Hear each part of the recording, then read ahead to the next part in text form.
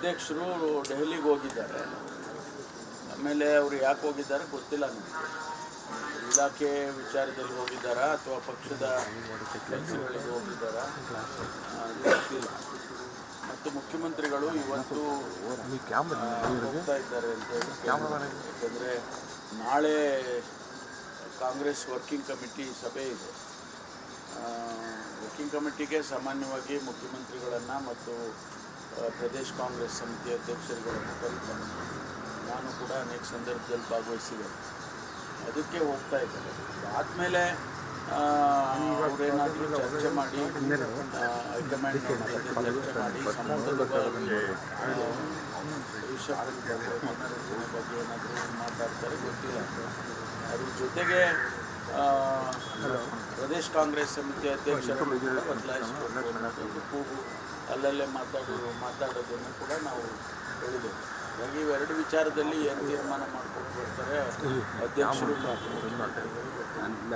ಈಗ ತನಿಖೆ ಲೋಕಾಯುಕ್ತದಲ್ಲಿ ತನಿಖೆ ನಡೀತಾ ಇದೆಯಲ್ಲ, ಬಹುಶಃ ಅದನ್ನು ಏನಾದರೂ ಕೂಡ ಅವರು ಗಮನಿಸ್ತಾರೆ ಅಂತ ಅಂದ್ಕೊಳ್ತೀನಿ. ಯಾಕೆಂದರೆ ಇದೆಲ್ಲ ಕಾಂಪ್ರಹೆನ್ಸಿವ್ಗೆ ಒಟ್ಟಾರೆ ತನಿಖೆ ಆಗಬೇಕು. ಬಿಟ್ಸ್ ಆ್ಯಂಡ್ ಪೀಸಸ್ ಆದರೆ ಅದ್ರಾಗೆ ಏನು ಉತ್ತರ ಸಿಕ್ಕೋದಿಲ್ಲ. ಎಲ್ಲ ಲಿಂಕ್ ಇರುತ್ತೆ, ಒಂದಕ್ಕೊಂದಕ್ಕೆ ಲಿಂಕ್ ಇರ್ತದೆ. ಅದರಿಂದ ಅವರು ತನಿಖೆ ಮಾಡೋರು ಇದನ್ನೆಲ್ಲ ಗಮನಿಸೇ ಮಾಡಬೇಕಾಗ್ತದೆ. ಲೋಕಾಯುಕ್ತದವರು ಅದನ್ನು ಗಮನಿಸ್ತಾರೆ ಅಂತ ಅಂದ್ಕೊಳ್ತೇನೆ. ಇಲ್ಲ, ಅವ್ರು ಏನು ತೀರ್ಮಾನ ಮಾಡ್ತಾರೋ ಗೊತ್ತಿಲ್ಲ. ಅವ್ರಿಗೆ ಬಿಟ್ಟಿದ್ದು, ಹೈಕಮಾಂಡಿಗೆ ಬಿಟ್ಟಿದ್ದು. ಇಷ್ಟುವರೆಗೂ ನಾವು ಅವ್ರೇನು ಹೇಳಿದ್ದಾರೆ, ಅವರೇನು ನಮಗೆ ಜವಾಬ್ದಾರಿ ಕೊಡ್ತಾರೆ ಅದನ್ನೇ ಮಾಡ್ಕೊಂಡು ಬಂದಿದ್ದೇನೆ. ಅವ್ರೇನು ಜವಾಬ್ದಾರಿ ಕೊಟ್ಟರು ಕೂಡ ಮಾಡೋದಕ್ಕೆ ನಾನು ತಯಾರಿರ್ತೇನೆ. ಯಾವಾಗಲೂ ಕೂಡ ಪಕ್ಷದ ವಿಚಾರದಲ್ಲಿ ಪಕ್ಷ ಏನು ಸೂಚನೆ ಕೊಟ್ಟಿದ್ದೆ ಅದನ್ನೆಲ್ಲ 35 ವರ್ಷದಿಂದ ಸತತವಾಗಿ ಮಾಡಿಕೊಂಡೇ ಬಂದಿದ್ದೇನೆ. ನಾನು ಪ್ರಥಮವಾಗಿ 87ರಲ್ಲಿ ಜಾಯಿಂಟ್ ಸೆಕ್ರೆಟರಿ ಆಗಿ ನನಗೆ ಅಪಾಯಿಂಟ್ಮೆಂಟ್ 87-88. ಅಲ್ಲಿಂದನೂ ಕೂಡ ಪಕ್ಷದ ಕೆಲಸ ಮಾಡ್ಕೊಂಡು ಬಂದಿದ್ದೇನೆ. ಸರ್ಕಾರದಲ್ಲಿ ಕೊಟ್ಟ ಜವಾಬ್ದಾರಿಯನ್ನು ಮಾಡ್ಕೊಂಡು ಬಂದಿದ್ದೇನೆ. ಇದು ಯಾವ ತೀರ್ಮಾನ ಅವ್ರಿಗೆ ಬಿಟ್ಟಿದೆ. ಕೆಪಿಸಿಸಿ ಅಧ್ಯಕ್ಷರ ಬದಲಾವಣೆ ಚರ್ಚೆ ಆಗಿದೆ ಅಲ್ಲ, ಕೇಳಿದ್ದೇನೆ ನಾನು. ಇದೆ ಅಂದರೆ ಯಾವ ಹಂತದಲ್ಲಿ ಎಲ್ಲೇ ಆಗಿದೆ ಗೊತ್ತಿಲ್ಲ ನಮಗೆ. ಅಲ್ಲಿ ಮಾತಾಡೋದು ಕೇಳ್ತೀವಲ್ಲ. ಈಗ ಪುನರ್ರಚನೆ ಕೇಳಿದ್ರಿ, ಹಂಗೇನೆ KPCC ಅಧ್ಯಕ್ಷರ ಬದಲಾವಣೆ ಅಂತಲೂ ಕೇಳಿದ್ವಿ. ಅದೇನು ಅವ್ರಿಗೆ ಬಿಟ್ಟಿದ್ದಾರೆ. ಅಧ್ಯಕ್ಷರು ಮತ್ತು ಮುಖ್ಯಮಂತ್ರಿಗಳು ಈಗಾಗಲೇ ಅವ್ರ ಜೊತೆ ಚರ್ಚೆ ಮಾಡಿ ಒಂದು ವೇಳೆ ಅದಿದ್ದರೆ ಹೈಕಮಾಂಡ್ನವ್ರು ತೀರ್ಮಾನ ತಗೊಳ್ತಾರೆ. ಈಗ ಯಾಕೆ ಸರ್ ಚರ್ಚೆ ಆಗ್ತಿದೆ? ಈಗ ಸೆಷನ್ ಇದೆ ಮತ್ತು ಬಜೆಟ್ ಅಧಿವೇಶನ ಬರುತ್ತೆ. ಈ ಸಂದರ್ಭದಲ್ಲಿ KPCC ಅಧ್ಯಕ್ಷರ ಕೆಲವು ಸಚಿವರನ್ನ ತೆಗೆಯೋದು ನಮಗೆಲ್ಲ ಯಾಕೆ ಚರ್ಚೆ ಇಲ್ಲ, ಕೆಲವರು ಅಲ್ಲಲ್ಲೇ ಮಾತಾಡ್ತಾರೆ. ಅಂದರೆ ಹೈಕಮಾಂಡ್ನಲ್ಲಿ ಏನು ಚರ್ಚೆ ಆಗಿದೆ ಗೊತ್ತಿಲ್ವಲ್ಲ. ಹೈಕಮಾಂಡ್ನಲ್ಲಿ ಚರ್ಚೆ ಆಗಿರೋದು ಗೊತ್ತಿಲ್ಲ. ಮತ್ತು ಮುಖ್ಯಮಂತ್ರಿಗಳು ಅಧ್ಯಕ್ಷರು ಅವರೇನು ಚರ್ಚೆ ಮಾಡ್ಕೊಂಡಿದ್ದಾರೆ ಅನ್ನೋದು ನಮಗೇನು ಗೊತ್ತಿಲ್ಲ. ಸಾರ್ವಜನಿಕವಾಗಿ ಚರ್ಚೆ ಆಗುವಂಥ ವಿಷಯ ಅಷ್ಟೇ ನಾವು ಮಾತಾಡ್ತಾ ಇದ್ದೀವಿ. ನಮಗೇನು ಅದರ ಬಗ್ಗೆ ನಿಖರವಾದಂಥ ಮಾಹಿತಿಗಳು ನಮಗೇನು ಇಲ್ಲ. ಸಾರ್ವಜನಿಕವಾಗಿ ಅಲ್ಲಿ ಇಲ್ಲಿ ಚರ್ಚೆ ಆಗೋ ಪುನರ್ರಚನೆ ಮಾಡ್ತಾರಂತೆ. ಈಗ ನೀವೇ ಕೇಳಿದ್ರಿ, ಪುನರ್ರಚನೆ ಮಾಡ್ತಾರಂತೆ ನಿಜವಾ ಅಂತ. ಹಾಗೆ ಜನ ಕೇಳ್ತಾರೆ. ಅದು ಬಿಟ್ಟರೆ ಹೈಕಮಾಂಡ್ನಲ್ಲಿ ಚರ್ಚೆ ಆಗಿದೆಯಾ ಇಲ್ವಾ ನಮಗೇನು ಗೊತ್ತಿಲ್ಲ. JDS ಶಾಸಕರೆಲ್ಲ ಒಗ್ಗಟ್ಟು ಪ್ರದರ್ಶನ ಮಾಡಿದ್ದಾರೆ ಸರ್. ಕಾಂಗ್ರೆಸ್ನವರು ನಮ್ಮನ್ನು ಮುಟ್ಟಕ್ಕಾಗಲ್ಲ, ನಮ್ಮಿಂದ ಯಾರೂ ಕೂಡ ಬರಲ್ಲ. ಇಲ್ಲ, ಯಾರೂ ಅವ್ರನ್ನ ಕೊಂಡ್ಕೊಳ್ಳೋಕೆ ಹೋಗಿಲ್ವಲ್ಲ. ಈಗ ಕೊಂಡ್ಕೊಳ್ಳೋಕ್ಕೆ ಹೋಗಿದ್ರೆ ಈಗ ನಾವು ಅಂಗಡಿಗೆ ಹೋಗ್ತೀವಿ, ಇದು ಏನೋ ಒಂದು ವಸ್ತು ಎಷ್ಟು ಇದು ಅಂತೀವಿ, ಬೆಲೆ ಕೇಳ್ತೀವಿ. ಅವರು ಇಲ್ಲ ಇದು ಮಾರಾಟಕ್ಕಿಲ್ಲ ಅಂತಾರೆ. ಹಂಗೆ ಇವ್ರು ನಾವೇನು ಯಾರು ಹೋಗಿ ಕೇಳಿಲ್ವಲ್ಲ ಅವ್ರನ್ನ. ಶಾಸಕರು ಯೋಗೇಶ್ವರ್ ಹೇಳಿಕೆ ಕೊಟ್ಟ ನಂತರ ಅವರು ಸುದ್ದಿ ಪ್ರದರ್ಶನ ಮಾಡಿದ್ರು. ನಾವು ಒಂದು ಪಾಸಿಂಗ್ ರೆಫರೆನ್ಸಲ್ಲೇ ಹೇಳಿದ್ದಾರೆ. ಅದನ್ನೇ ಅಷ್ಟು ಸೀರಿಯಸ್ ಆಗಿ ತಗೊಳ್ಳಾಗತ್ತೆ. ಮಾಹಿತಿ ಇಲ್ಲ. ಬೆಳಗಾವಿಯಲ್ಲೇ ಜಾಸ್ತಿ ಆಗುತ್ತೆ ಅಂತ ಮಾಹಿತಿ ಇಲ್ಲ. ಆದಾಗ ಅದಕ್ಕೆ ಕಾನೂನು ಪ್ರಕಾರ ಏನು ಕ್ರಮ ತಗೋಬೇಕೋ ತಗೊಳ್ತೀವಿ. ಅದರಲ್ಲಿ ಏನಿಲ್ಲ. ಬಟ್ ಬೆಳಗಾವಿನಲ್ಲೇ ಆಗಿದೆ ಅನ್ನೋದು ಆ ರೀತಿ ಏನು ಮಾಹಿತಿ ಇಲ್ಲ.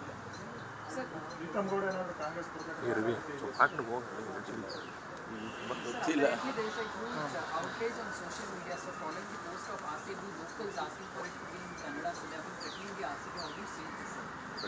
No, I have no information about that.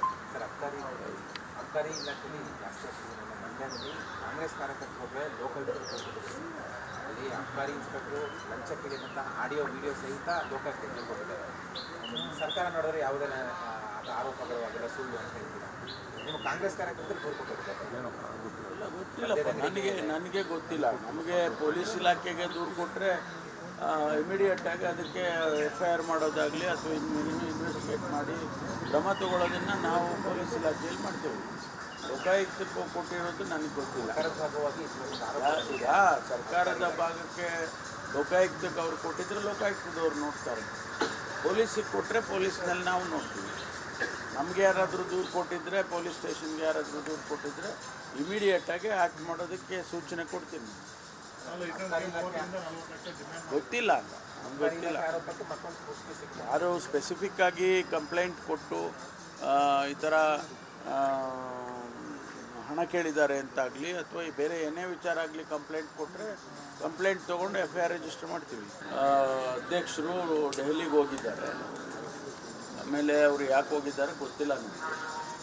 ಇಲಾಖೆ ವಿಚಾರದಲ್ಲಿ ಹೋಗಿದ್ದಾರಾ ಅಥವಾ ಪಕ್ಷದ ಕೆಲಸಗಳಿಗೆ ಹೋಗಿದ್ದಾರಾ ಗೊತ್ತಿಲ್ಲ. ಮತ್ತು ಮುಖ್ಯಮಂತ್ರಿಗಳು ಇವತ್ತು ಹೋಗ್ತಾ ಇದ್ದಾರೆ ಅಂತ ಹೇಳಿ, ಯಾಕಂದರೆ ನಾಳೆ ಕಾಂಗ್ರೆಸ್ ವರ್ಕಿಂಗ್ ಕಮಿಟಿ ಸಭೆ ಇದೆ. ವರ್ಕಿಂಗ್ ಕಮಿಟಿಗೆ ಸಾಮಾನ್ಯವಾಗಿ ಮುಖ್ಯಮಂತ್ರಿಗಳನ್ನು ಮತ್ತು ಪ್ರದೇಶ್ ಕಾಂಗ್ರೆಸ್ ಸಮಿತಿ ಅಧ್ಯಕ್ಷರುಗಳನ್ನು ಕರೀತಾರೆ. ನಾನು ಕೂಡ ಅನೇಕ ಸಂದರ್ಭದಲ್ಲಿ ಭಾಗವಹಿಸಿದ್ದೇನೆ. ಅದಕ್ಕೆ ಹೋಗ್ತಾ ಇದ್ದಾರೆ. ಆದಮೇಲೆ ಅವರೇನಾದರೂ ಚರ್ಚೆ ಮಾಡಿ ಹೈಕಮಾಂಡ್ ಚರ್ಚೆ ಮಾಡಿ ಸಂಬಂಧದ ಬಗ್ಗೆ ಏನಾದರೂ ಮಾತಾಡ್ತಾರೆ ಗೊತ್ತಿಲ್ಲ. ಅದ್ರ ಜೊತೆಗೆ ಪ್ರದೇಶ್ ಕಾಂಗ್ರೆಸ್ ಸಮಿತಿ ಅಧ್ಯಕ್ಷರು ಬದಲಾಯಿಸಿಕೊಂಡು ಅನ್ನೋದು ಕೂಗು ಅಲ್ಲಲ್ಲೇ ಮಾತಾಡೋದನ್ನು ಕೂಡ ನಾವು ಹೇಳಿದ್ದೇವೆ. ಹಾಗಾಗಿ ಇವೆರಡು ವಿಚಾರದಲ್ಲಿ ಏನು ತೀರ್ಮಾನ ಮಾಡ್ಕೊಂಡು ಬರ್ತಾರೆ ಅಧ್ಯಕ್ಷರು. ಈಗ ತನಿಖೆ ಲೋಕಾಯುಕ್ತದಲ್ಲಿ ತನಿಖೆ ನಡೀತಾ ಇದೆಯಲ್ಲ, ಬಹುಶಃ ಅದನ್ನು ಏನಾದರೂ ಕೂಡ ಅವರು ಗಮನಿಸ್ತಾರೆ ಅಂತ ಅಂದ್ಕೊಳ್ತೀನಿ.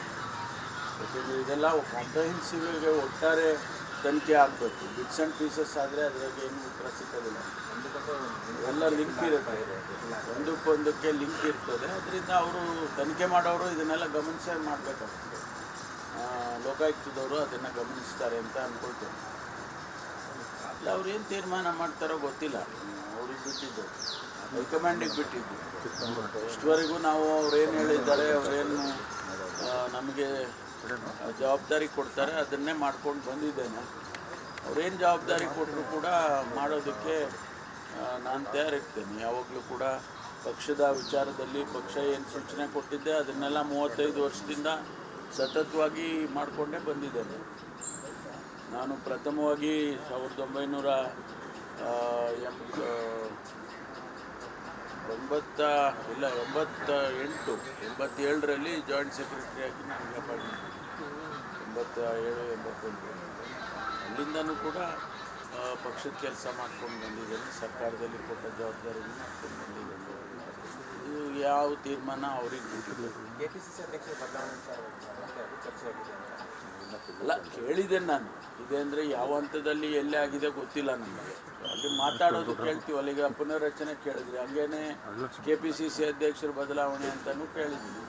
ಅದೇನು ಅವ್ರಿಗೆ ಬಿಟ್ಟಿದ್ದಾರೆ. ಅಧ್ಯಕ್ಷರು ಮತ್ತು ಮುಖ್ಯಮಂತ್ರಿಗಳು ಈಗಾಗಲೇ ಅವ್ರ ಜೊತೆ ಚರ್ಚೆ ಮಾಡಿ ಒಂದು ವೇಳೆ ಅದಿದ್ದರೆ ಹೈಕಮಾಂಡ್ನವ್ರು ತೀರ್ಮಾನ ತಗೊಳ್ತಾರೆ.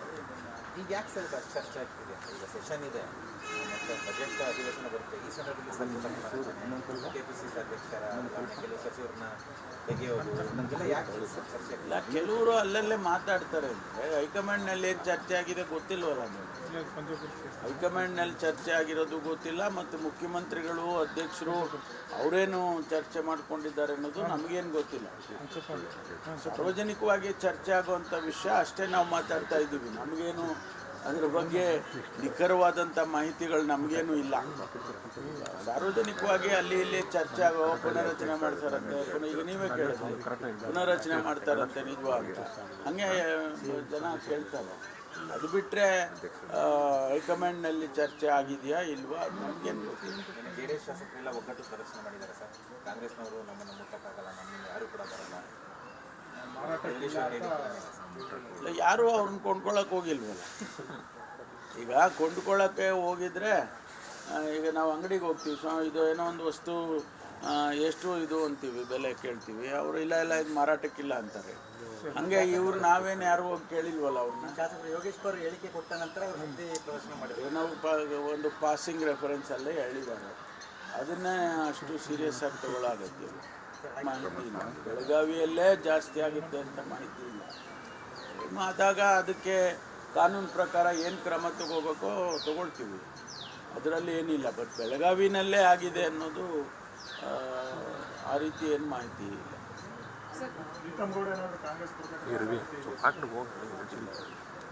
ಗೊತ್ತಿಲ್ಲ.